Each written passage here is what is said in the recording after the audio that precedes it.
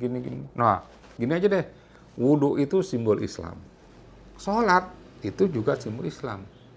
Cuma saya Islam, nggak mungkin saya ngajak kamu. Karena Islam itu bukan agama ajakan. Nah, kamu mikir aja deh sendiri. Dia bilang gitu kan. Wah, saya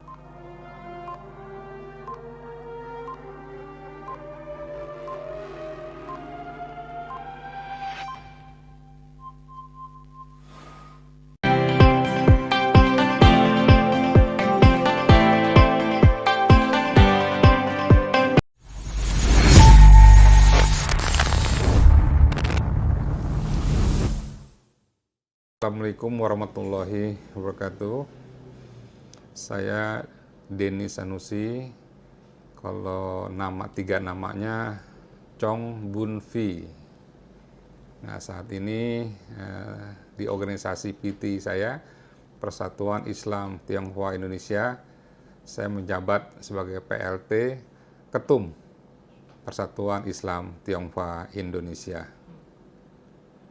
Dan selama ini kegiatan saya di organisasi dan juga membantu istri kemudian ada bisnis di travel ya, umroh dan haji.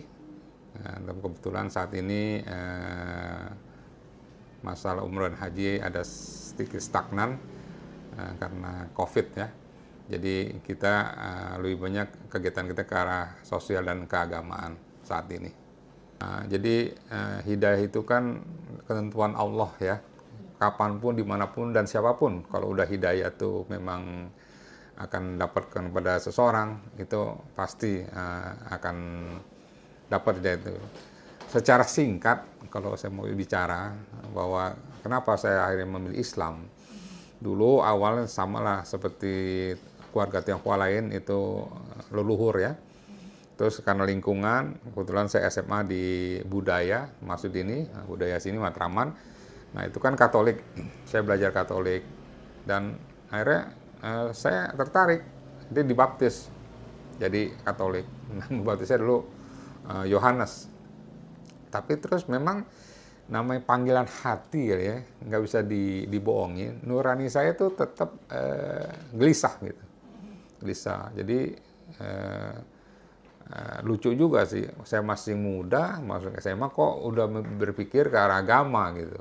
Karena biasanya kan anak-anak muda beda ya. Nah, itu saya setback ke belakang, saya ingat. Jadi saya selalu penasaran sama namanya kepercayaan. Saya ketemu sama orang, saya tanya, Bapak agamanya apa? Karena sini mayoritas hitam, saya Islam. Saya ke dokter, saya sakit, dok agamanya apa? Saya Islam. Nah, suatu saat saya ketemu dengan orang tuh, dialog saya nyambung gitu. Ini singkat aja. Nyambung, terus saya utarakan kegelisahan saya. Saya seorang Katolik, tapi kenapa saya malas ke gereja? Kalau macam gini. Terus dia cuma bilang gini aja deh, berdoa. Oh, saya bilang saban hari saya berdoa.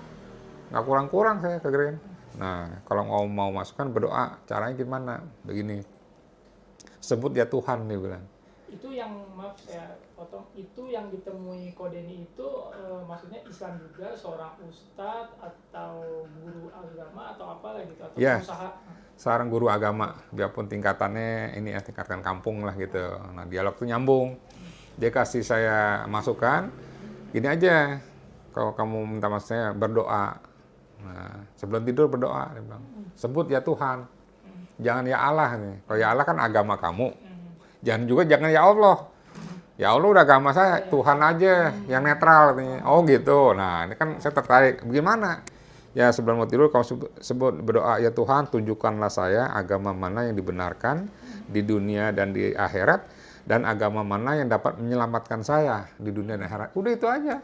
Sebelum tidur kamu baca. Nah, karena saya giro, semangat, saya lakuin. Nah, ini skenario Allah, saya ngomong besok bulan Ramadan. Jadi ini skenario Allah. Nah, saya belum Islam, saya belum tapi dorongan apa saya nggak paham, saya ikut puasa waktu itu. Puasa. Sebulan penuh, nggak kalah saya.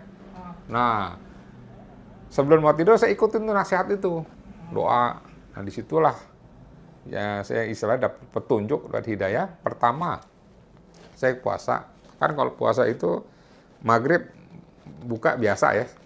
Nah, suatu saat lagi saya puasa di bulan Ramadan itu, saya nungguin maghrib, saya setel radio. Pas saya setel tiba-tiba azan.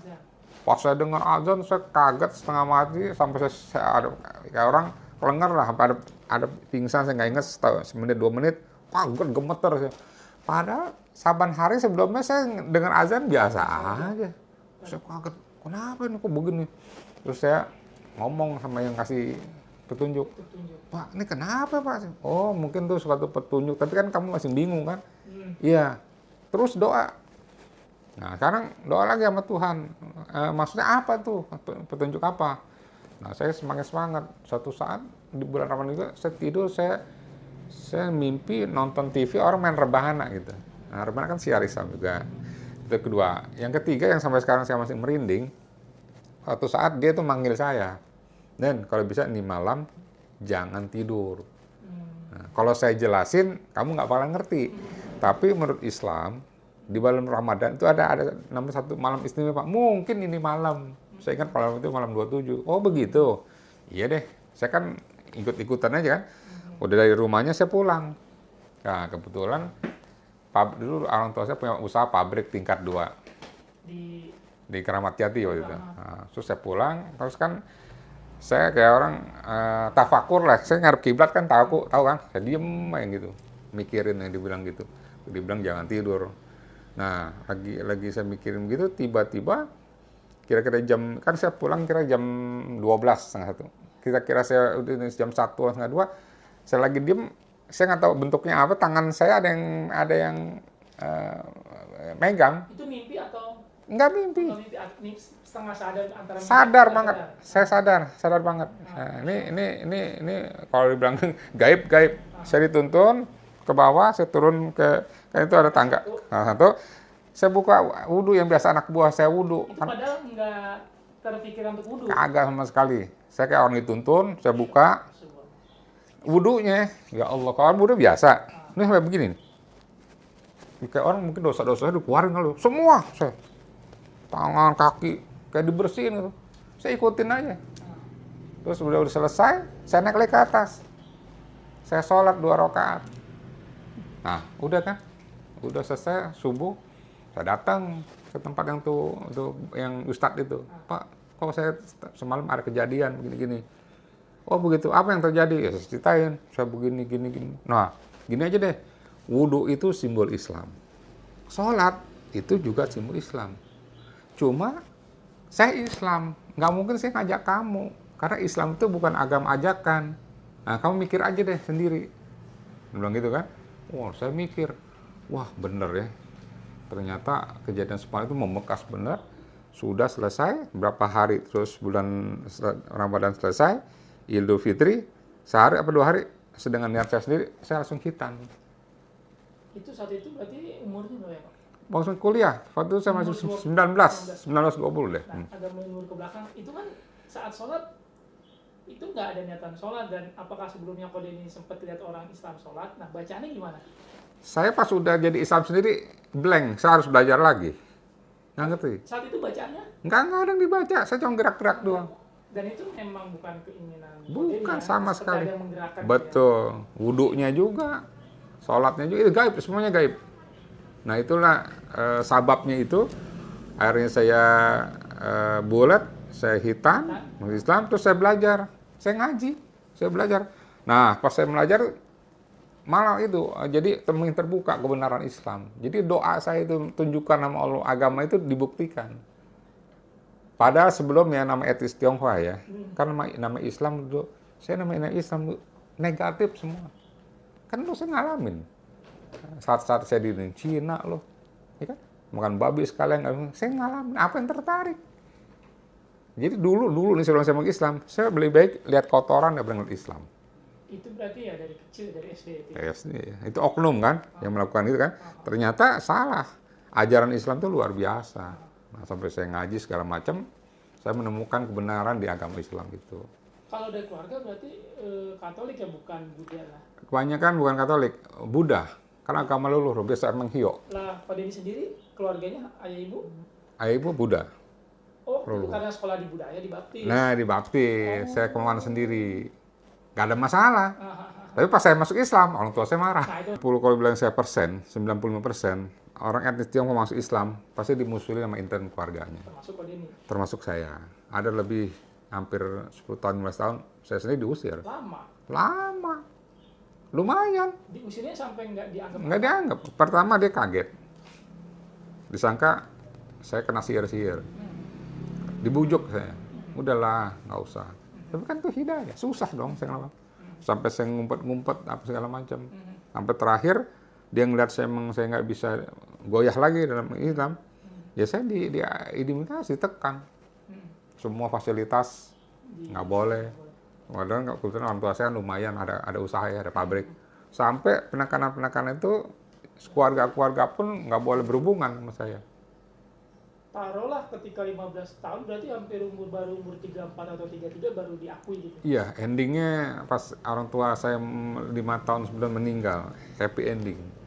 Setelah meninggal. Sebelum 5 tahun. 5 tahun sebelum meninggal.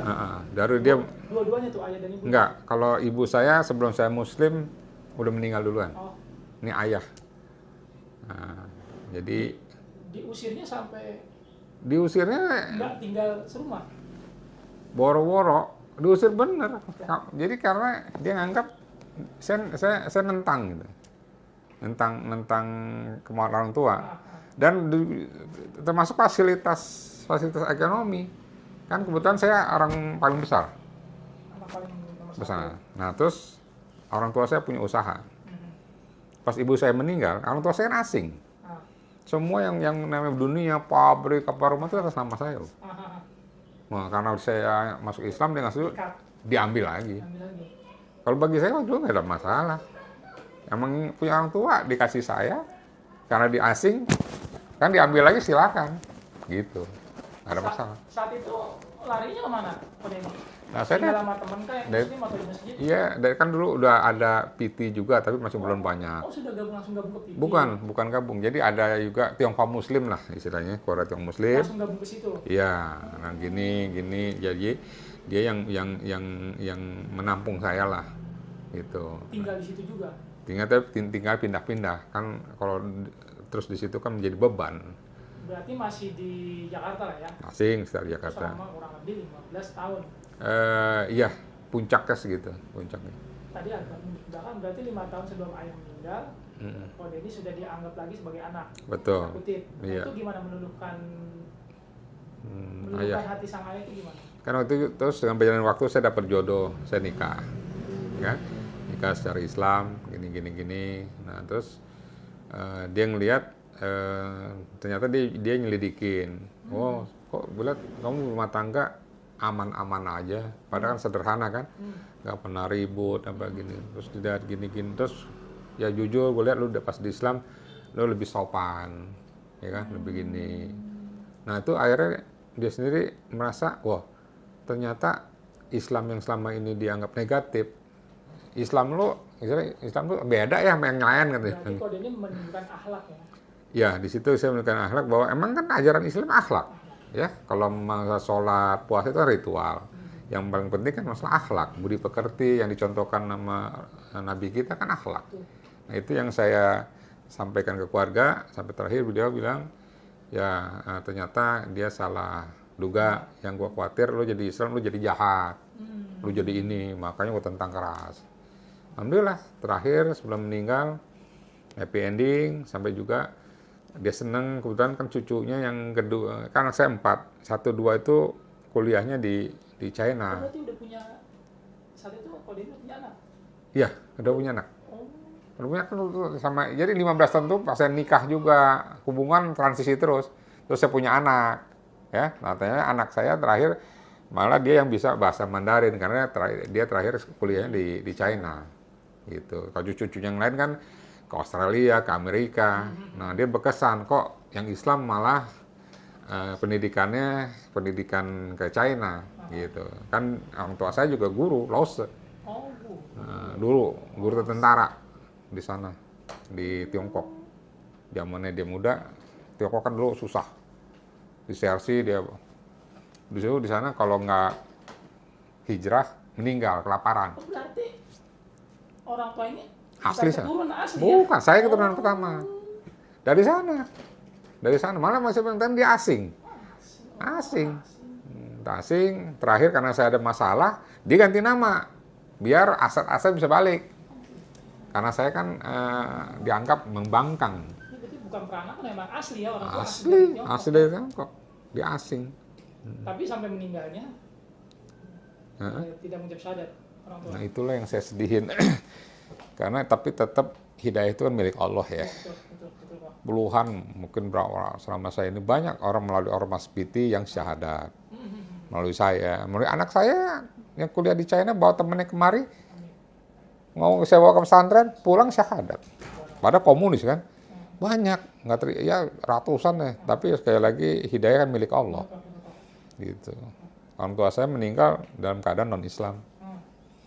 Gitu. Nah itu dia waktu itu. Menikah butuh biaya juga, Pak. Betul, waktu itu saya berpendapat begini, ada dalam agama kan, nggak mungkin kamu beriman sebelum diuji. Ya, emang enak aja ngomong saya beriman, tapi kan Allah kasih ujian kan. Nah, tapi ada lagi ayat, nggak mungkin kamu diuji di batas kamu nggak kuat. Pasti Allah nguji gitu kan. Permasalahannya sabar atau tidak. Tapi secara di lapangan, saya pernah merasakan bahwa makan bakso semangkok aja saya nggak mampu loh. Beli. Iya, beli. Nah, terus? Pernah saya ngalamin saat-saat sulit kayak gitu. Pernah. Jadi kalau saya setback ya bahwa ya itulah ujian. Tapi dengan kesabaran ya, dan juga dengan saya rasa saya ini dikuatkan sama Allah ya. Kalau hitungan manusia, saya rasa saya juga nggak kuat. Karena coba bayangin, orang tua yang dari kecil kita biayain di sekolah yang dihormat jadi musuh kita. Ekonomi dulu saya belum self standard. Saya masih kuliah. Ya kan masih dibiayain. Tiba-tiba saya di negara kayak Irak tuh di embargo. Demi din ya. Tapi karena dengan kesabaran dan kuatkan sama Allah, saya bisa alhamdulillah melewati fase-fase itu dengan tidak meninggalkan hal-hal pendidikan anak-anak saya. Ternyata dengan kesulitan itu benar, ada kesulitan satu, ada kemudahan dua. Malah anak saya empat hampir semua sekolahnya di luar negeri. Jadi ada kemudahan gitu. Yang tadi beasiswa, ada yang ini dua di Cungko, yang dua di Saudi kan, dan punya pendidikan yang bagus. Ya, salah satu kan cukup menonjol, kayak Firdaus di Madinah. Gitu. Jadi intinya Allah membalas apa yang kita sudah jalanin, biarpun balasannya bukan berupa uang, tapi berupa fasilitas. Itu yang saya syukurin, anak-anak saya dapat pendidikan yang sangat baik. Yang pertama kan doktor, terus China. Yang kedua S1, yang ketiga Madinah, yang keempat SMA-nya di Saudi. Nah sekarang dia karena perempuan, dia di Bakri, sekarang udah lulus juga tahun ini. Jadi alhamdulillah, biarpun dengan kesederhanaan, anak saya dapat pendidikan yang cukup baik. Yang Gitu. saya ingin tanyakan lebih kepada titik ininya, waktu itu apa sih kok usahanya apa ya? Maksudnya profesinya misalnya untuk menafkahi baru nikah, kondisi dulu begitu. Ya. Usaha apa kok dagang atau apa kok? Awalnya kan saya memang bisnis, kan orang tua saya punya pabrik minuman. Yang dulu kan masih ingat gak yang ada Grim Soda, kopi bir. Itu orang tua paling 3 besar Jakarta. Nah, waktu itu tadi kok cerita udah diputus tuh. ya saya diputus. Nah, Terus saya berusaha sendiri, saya buat sendiri. Karena kan maksud saya itu berarti iya, buat membuat sendiri perusahaan bos sendiri. sendiri, iya. Perumahan, home industry. Saya dari A sampai Z saya ngelakuin. Kalau dulu kan punya supir, punya anak buah kan. Saya enggak, dari cuci botol apa saya lakuin untuk nafkahin saya pas saya udah keluarga. Gitu sampai anak-anak saya tadi ada fasilitas ya dari teman ya, dari kedutaan, akhirnya dia dapat fasilitas yang tadi saya bilang. Sekolah yang baik tapi free, beasiswa semua. Dari TK dapat fasilitas itu.